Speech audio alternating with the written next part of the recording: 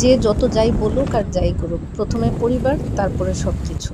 আগে পরিবারকে প্রায়োরিটি দিন, তারপরে সব কিছু করুন। যদিও আমরা সব জায়গায় চাইলেও পরিবার নিয়ে যেতে পারি না।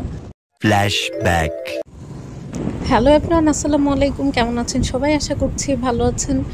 আমরা সেদিন ঈদ পরবর্তী আনন্দ ঘোরাফেরায় চলে গিয়েছিলাম সোনাইছড়ির দিকে। সামনের গাড়িতে আছেন বাবা, মা এবং আমার ননাস, তারপর তাদের বাচ্চারা, দেবর, যা সবাই।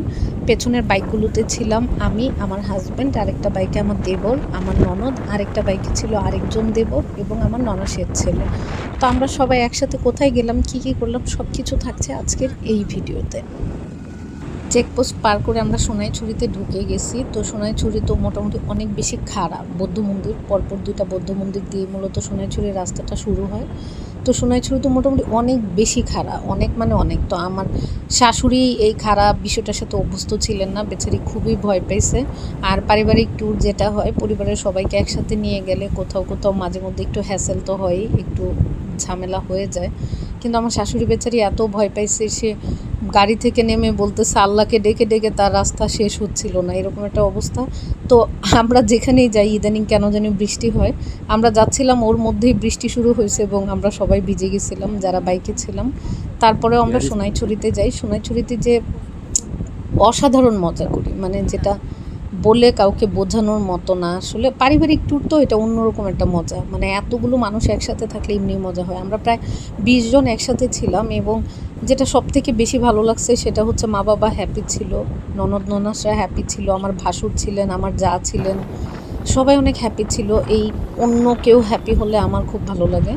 তো আমরা সোনাইছড়ি যখন যাই, সোনাইছড়ি পৌঁছানোর পরে ওখান থেকে সব কিছু দেখার পরে, ঘোরার পরে আমাদের যেটা মন মানে এইটা ছিল, প্ল্যান ছিল, মূল প্ল্যান, আমরা সোনাইছড়ি থেকে চলে যাব হচ্ছে সমুদ্রে। মানে আমরা দুপুরের যে লাঞ্চ, ওই লাঞ্চটা আমরা বিচের ওখানে করব। যেহেতু সমুদ্রের পাড়ে বসে দুপুরের খাবারটার প্ল্যান ছিল, আমরা খুঁজতে খুঁজতে একটা জায়গা বের করে ফেললাম যেটা খুবই নীরব শুনশান ছিল। আমরা ছাড়া ওই সাইডে কেউই ছিল না। ফ্রাইডে ছিল, ঈদের পরে ছিল, এত ট্যুরিস্ট ছিল যেটা বলা বাহুল্য। কক্সবাজার এত মানুষ ছিল, কিন্তু আমরা যে জায়গাটা সিলেক্ট করেছিলাম সেটা খুবই নীরব শুনশান ছিল। তো আমরা বেডশিট সব কিছু নিয়ে গেছিলাম সাথে করে। তো ওগুলো পেতে তখন কিন্তু ঝিরঝির বৃষ্টি, অলরেডি বৃষ্টি হচ্ছে। তারপরেও আমরা হচ্ছে খাবার দাবারের যে আয়োজনটা সেটা হচ্ছে ওখানেই হয়। খাবার দাবার খেয়ে তারপর আমরা অন্য সাইডে যাই, যেটা হচ্ছে পাটোয়ার টেক। তা কি নাম? রুমা আক্তার, সুন্দর নাম। তোমার? মাইমুনা। বাহ, মাইমুনা আমার ননদের নাম। তো আমরা পাটোয়ার টেকের উদ্দেশ্যে রওনা করি এবং ওখান থেকে আমরা পাটোয়ার টেকে চলে যাই লাঞ্চ শেষ করে। পাটোয়ার টেকে চলে যেয়ে যেটা দেখলাম সেটা হলো ঈদের জন্য এবং ফ্রাইডে ছিল, এত বেশি ট্যুরিস্ট ছিল, এত বেশি মানুষ ছিল, মানে এত গ্যাদারিং ছিল। আমরা ভাবছি যে সারসা, আমরা মনে হয় বিচের ওই ফিলটাই নিতে পারবো না, কিন্তু মানুষ থাকার পরেও আমরা বিচের ফিলটা খুব ভালো করেই নেই। এবং মা বাবা যখন পাটোয়ার টেকে নামি, মা বাবা ওখান থেকে ছবি টবি তুলে বাচ্চাদেরকে নিয়ে আনন্দ মজা টজা করে প্রায় মাগরিব একটা টাইমে মা বাবা ব্যাক করেন এবং আমরা কিছু দূর সামনে চলে যাই। কিছু দূর সামনে যেয়ে ছবি টবি তুলি। একটু সুন্দর রাস্তা ছিল জাস্ট ওই রাস্তাটার জন্য, যেটাকে মেরিন ড্রাইভ বলা হয়। তো মেরিন ড্রাইভের অর্ধেক রাস্তা তো পাটোয়ার টেক পর্যন্ত ভেঙেই গেছে, আর সামনের অংশটুকু ঠিক আছে। সেই জন্য হচ্ছে আমরা সামনের অংশে যাই এবং মেরিন ড্রাইভে ঘুরে ছবি তুলে তারপর আমরা রাতের বেলায় বাড়িতে ব্যাক করি।